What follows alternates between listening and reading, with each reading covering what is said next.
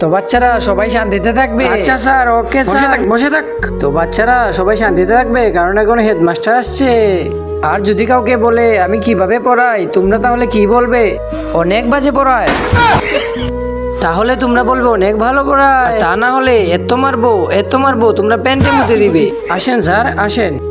Good morning sir. এ তো অনেক শয়তান বাচ্চা, নেশা টেশা করে এসেছো না কি বাচ্চা? আচ্ছা এখন বলো তো, তোমাদের স্যার কি ভালোভাবে পড়ায়? আরে স্যার, প্রথমে এটা বলেন, কোন ছাত্র কি পড়ে? কোন ছাত্র কি পড়বার জন্য স্কুলে আসে? খালি মজা করায়। বই একটু একটু পড়ে খালি মজা করায়। আচ্ছা স্যার, বাচ্চাদেরকে এই পড়াও, তোমাকে এখনই সাসপেন্ড করে দিব।